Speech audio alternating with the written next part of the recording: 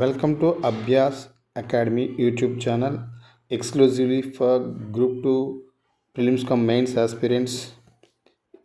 Mental ఎబిలిటీలో భాగంగా ఈరోజు కొన్ని క్వశ్చన్స్ ఎక్స్ప్లెయిన్ చేసుకుందాం. మొదటి క్వశ్చన్, జనవరి నెలలో చైతన్య భారతి పబ్లిక్ స్కూల్ విద్యార్థులు ఎంఎస్ స్వామినాథన్ ఫార్మ్ను సందర్శించారు. అక్కడ వారు కుందేళ్లు మరియు పావురాలను చూశారు. ఒక విద్యార్థి అక్కడున్న కుందేళ్లు మరియు పావురాల తలలు కాళ్ళు లెక్కించడం ప్రారంభించాడు. తలలు లెక్కిస్తే 340, కాళ్ళు లెక్క పెడితే 1060 ఉన్నాయని గుర్తించాడు.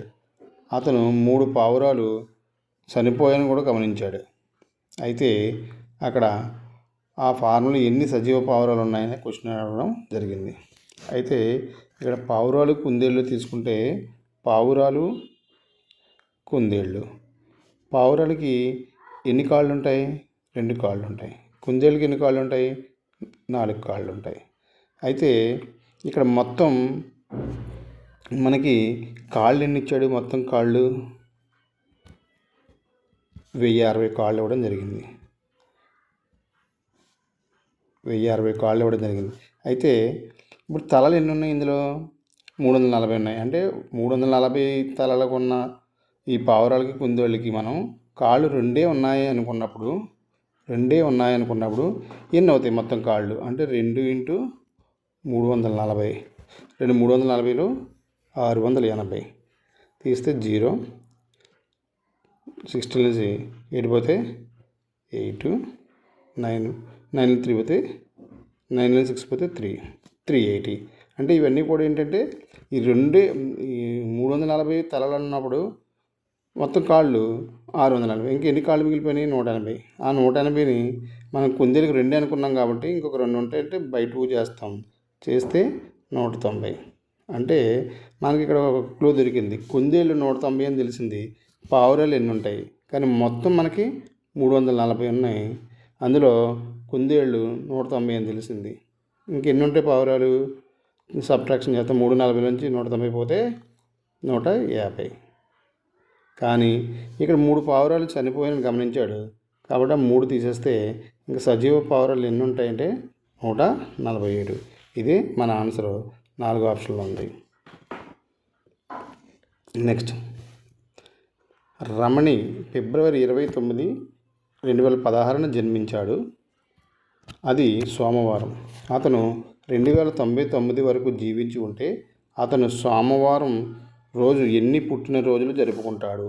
అతను సోమవారం ఎన్ని పుట్టినరోజులు జరుపుకుంటాడని అడిగాడు. ఏంటంటే రమణి ఎప్పుడు పుట్టాడు? మనకి ఫిబ్రవరి 29, 2016 జన్మించాడు.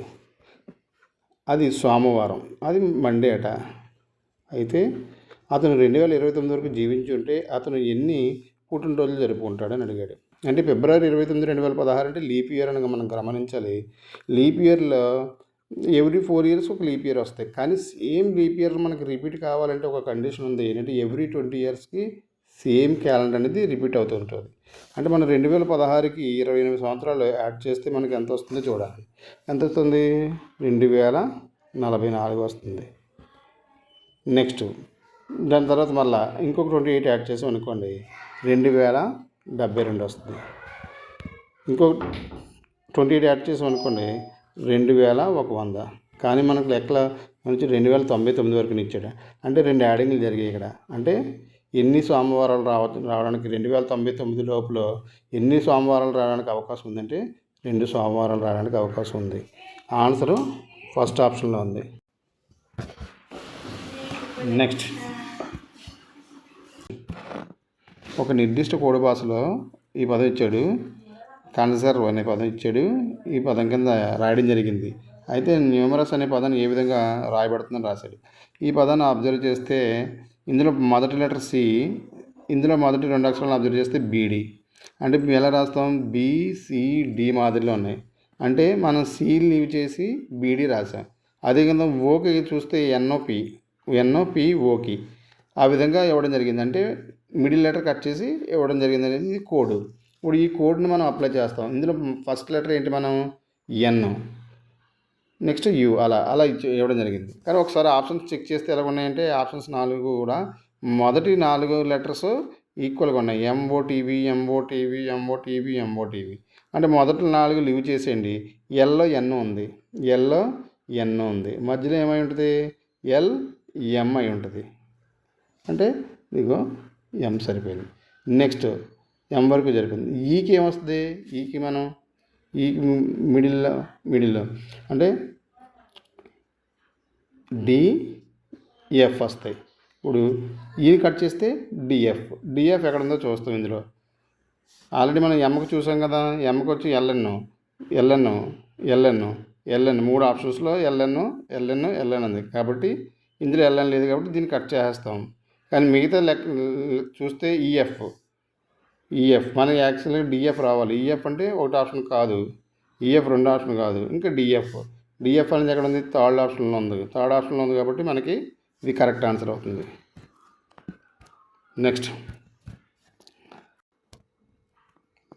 Next sum. రోహిత్ మరియు లలిత్ గంటకు 30 కిలోమీటర్లు 40 కిలోమీటర్లు ప్రారంభంలో లలిత్ ఎక్స్ స్థానంలో మరియు వై రోహిత్ స్థానంలో ఉన్నారు. ఎక్స్ మరియు వైల మధ్య దూరం 650 కిలోమీటర్లు. ఒకరినొకరు కలవడానికి లలిత్ కంటే 3 గంటల ముందుగానే రోహిత్ తన ప్రయాణాన్ని ప్రారంభించాడు. 3 గంటల ముందుగానే ప్రారంభించాడు. అదే ఎక్స్ మరియు జెడ్ మధ్య ఉన్న జెడ్ స్థలంలో వారిద్దరూ ఒకరినొకరు కలుసుకుంటే వై మరియు జెడ్ మధ్య దూరం పి అనుకుంటే పి డివైడెడ్ బై 2 వాల్యూ ఎంత అని అడిగాడు మనకి. ఇక్కడ కొద్దిగా దూరం తీసుకుందాం. ఆ దూరం ఎంత ఇచ్చారంటే మనకి లెక్కలో 650 కిలోమీటర్లు ఇచ్చారు. అంటే ఇది ఎక్స్, ఇది వై, దీని మధ్య డిస్టెన్స్ ఎంత ఇచ్చారంటే 650 కిలోమీటర్లు ఇవ్వడం జరిగింది. కానీ ఇక్కడ వై దగ్గర ఎవరు ఉన్నారట, రోహిత్ ఉన్నాడట. ఎక్స్ దగ్గర ఎవరు ఉన్నారట, లలిత్ ఉన్నాడట. కానీ రోహిత్ గంటకు 30 కిలోమీటర్ల వేగంతో, లలిత్ 40 కిలోమీటర్ల వేగంతో ప్రయాణిస్తున్నారు. ఇక్కడ రోహిత్ 30ని, నెక్స్ట్ లలిత్ 40 కిలోమీటర్లు. అయితే మనకు లెక్కలు ఏమంటే వాళ్ళిద్దరు ఒకరినొకరు కలవడానికి లలిత్ కంటే ముందుగానే రోహిత్ తన ప్రయాణాన్ని 3 గంటల ముందుగా ప్రయాణించాడు. అంటే రోహిత్ ఇక్కడ నుంచి ఒక 3 గంటల ముందుగానే ప్రయాణించాడు. గంటకు 30 కిలోమీటర్లు కాబట్టి 3 గంటలు కాబట్టి ఒక 90 కిలోమీటర్లు ఎంత డిస్టెన్స్ 3 గంటలు చేసేసాడు. అంటే 3 90 కిలోమీటర్లు చేసేసాడు. ఇంక ఈ డిస్టెన్స్ ఉంది. ఈ డిస్టెన్స్ అంటే ఈ 650 నుంచి 90 తీసేసినట్టయితే మనకి 0 5 అంటే 560 కిలోమీటర్స్. ఈ 560 కిలోమీటర్స్ ఇక్కడ నుంచి రోహిత్, నెక్స్ట్ ఇక్కడ నుంచి లలిత్ ప్రయాణం చేస్తే వీళ్ళిద్దరూ కలుసుకుంటారు. ఆపోజిట్ డైరెక్షన్లో ఒక చోట కలుసుకుంటారు. ఆ కలుసుకున్న చోటనే మనం ఎక్కడ జెడ్ అనుకుందాం. కానీ వీళ్ళు ఎన్ని గంటల్లో కలుసుకుంటారు అనే దానికి ఆల్రెడీ 560 కిలోమీటర్ల కింద ఆపోజిట్ డైరెక్షన్లో ప్రయాణిస్తున్నారు కాబట్టి రోహిత్ 30 కిలోమీటర్ల వేగం, లలిత్ 40 కిలోమీటర్ల వేగం కాబట్టి వీళ్ళు వేగాలు మొత్తం దూరం చేత భాగించామనుకోండి 30 40 70 అవుతుంది. క్యాన్సిలేషన్ చేస్తే 8 అవర్స్ వస్తుంది. అంటే వీళ్ళిద్దరు కలుసుకోవడానికి 8 అవర్స్ పడుతుంది. అదే చివరి ఏమన్నారు చూడండి, వారిద్దరూ ఒకరినొకరు కలుసుకుంటే వై మరియు జెడ్ల మధ్య దూరం పి అయితే, వై జెడ్ల మధ్య దూరం పి అయితే, అంటే ఈ మధ్య దూరాన్ని మొత్తాన్ని పి అనుకుంటే, ఈ దూరం పి అనుకుంటే పి డివైడెడ్ బై విలువ ఎంత అని అడిగాడు. కానీ ఈ దూరాన్ని మనం ఎలా క్యాలిక్యులేట్ చేస్తాం, ఆల్రెడీ 3 అవర్స్ ముందు ప్రయాణించాడు రోహిత్. తర్వాత ఇద్దరు కలుసుకోవడానికి 8 అవర్స్ పట్టింది. అంటే 3 + 8 అంటే 11 అవర్స్. అంటే ఇక్కడ నుంచి ఇక్కడికి వైకి జెడ్కి మధ్య 11 అవర్స్ దూరం. 11 అవర్స్ అంటే ఎన్ని కిలోమీటర్లు, గంటకి రోహిత్ 30 కిలోమీటర్లు కాబట్టి 1130 330 అవుతుంది. కానీ మనల్ని అడిగిన క్వశ్చన్ అంటే పి డివైడెడ్ బై 2 అని అడిగాడు. అంటే ఇది మొత్తం పి డిస్టెన్స్ బై 2 చేస్తాం. అంటే ఎంత అవుతుంది, 165 ఆన్సర్ 4th ఆప్షన్లో ఉంది. Thank you watching this video.